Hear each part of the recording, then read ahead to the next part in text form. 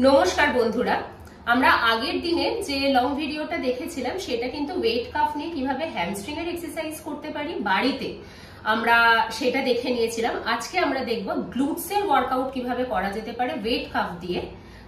সেইটা আজকের ভিডিওতে থাকছে। বেসিক্যালি তিনটে এক্সারসাইজ থাকবে, দুটোর একটু অ্যাডভান্স ফর্মে থাকবে আর মডারেট ফর্মেও থাকবে। আপনারা তাহলে ভিডিওটা শেষ অবধি দেখুন, তাহলে আইডিয়া পেয়ে যাবেন। আজকের ফার্স্ট এক্সারসাইজ হবে ল্যাটারাল লেগ রেইজ। তার জন্য আমরা ফার্স্টে কোয়াড্রুপেড পশ্চারে আসব। এইরকম কোয়াড্রুপেড পশ্চার থেকে ফার্স্টে আমাদের দুটো নিয়ের মধ্যখানের গ্যাপ আমাদের পেলভিক গ্যাপে রাখতে হবে। টোটাকে লক করব এন্ড লক করে আমরা ল্যাটারালি লেগ আপ করব এন্ড ডাউন করব। এক্সহেল করে আপ করব, inhale down, exhale up, inhale down, exhale up, inhale down.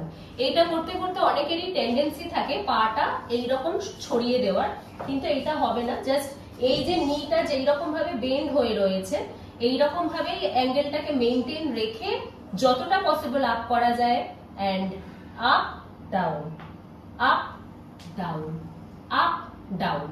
এই এক্সারসাইজটা করার সময় আমাদের মেইন টার্গেট থাকে এই মাসেলটাতে এন্ড এইখানটাতে কন্ট্রাকশন ম্যাক্সিমাম আসবে। এই এক্সারসাইজটা এই পায়ে একবার হলো এন্ড একই রকম ভাবে অন্য পায়ে আপনারা করে নেবেন এবং এটা কিন্তু দাঁড়িয়েও করা যায়। এবারে দেখবো আমরা দাঁড়িয়ে কিভাবে করা যায়। Standing lateral leg raise for glutes করার জন্য আমাদের ফার্স্টে এইরকম ভাবে ইনক্লাইনে দাঁড়াতে হবে এন্ড আমাদের ফিটের গ্যাপটা পেলভিক গ্যাপে রাখবো, বা আমরা ম্যাক্সিমাম ব্যালেন্স যে গ্যাপটায় রাখলে পাবো ফিটটা সেই গ্যাপেই ফিটটা রাখবো এন্ড এখান থেকে ল্যাটারালি লেগ রেইজ করবো। Exhale up, inhale down, exhale up, inhale down, exhale up, inhale down. এইভাবে আমরা করতে থাকবো এবং এইটা করার সময় আমাদেরকে মাথায় রাখতে হবে পা যেন এই লিফট হয়ে যেভাবে আমরা ফিটটা রাখছি সেভাবেই ব্যাকে আসে। আমাদের অনেকেরই টেন্ডেন্সি থাকে লিফট করে পাটা এইরকম ফিটটা সোজা হয়ে যায় এন্ড এইভাবে আমরা ফেরত আসি, কিন্তু না, আমরা দাঁড়াচ্ছি যে এইরকম ভাবে ফিটের পশ্চার রেখে ল্যাটারালি লিফট করেও আমরা ব্যাকে আসবো ঠিক একই পশ্চারে, একই থাকবে। ফিটের কিন্তু এইরকম সাইড চেঞ্জ হবে না, ফিটটা একই রকম ভাবে আমরা নিচে নামাবো এন্ড রিল্যাক্স। একই রকম ভাবে অন্য পায়েও আমাদের এটা করে নিতে হবে এন্ড কোয়াড্রুপেড পশ্চারে এসে এইভাবে নিটাকে আমরা ফোল্ডে রাখবো এন্ড রেখে এখান থেকে kick and back, kick and back. এটা করার সময় খেয়াল রাখতে হবে লেগ যেন এরকম স্ট্রেট না হয়ে যায় ব্যাকে কিক করার সময়।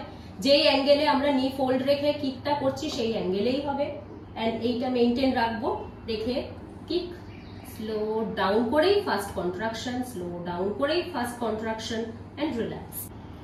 আমাদের নেক্সট এক্সারসাইজটা করার জন্য এরকম ভাবে একটু ইনক্লাইনে বসতে হবে, যেটাকে আমরা সিটিং বোর্ড পশ্চার বলি। সিটিং বোর্ড পশ্চারে বসবো এন্ড আমাদের হাতটাকে এরকম ফুল সাপোর্টে রাখবো, রেখে পা দুটোকে লিফট করব এইরকম ভাবে। এইবারে এই এন্ড আপ, এক্সহেল করে back and inhale, exhale contraction and inhale, exhale. আপনারা হাত নর্মালও রাখতে পারেন যদি কন্ট্রাক্ট করে রাখতে পারেন, বডি ব্যালেন্স যদি থাকে।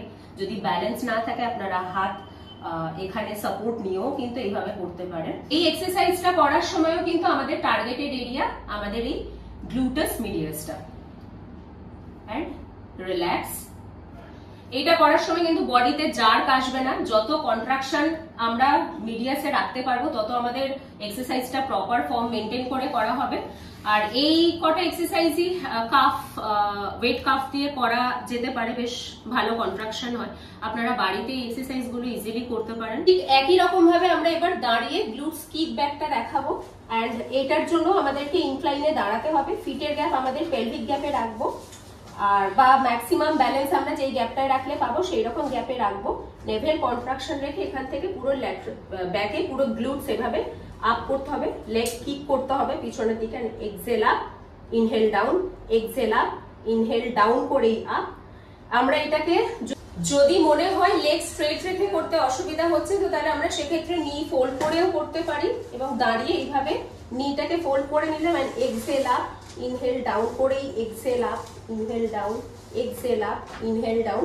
এটা করার সময় কিক করার সময় পা কিন্তু আবার এরকম স্ট্রেট করলে চলবে না, তাতে আমাদের হ্যামস্ট্রিং কন্ট্রাকশন বেশি হয়ে যাবে।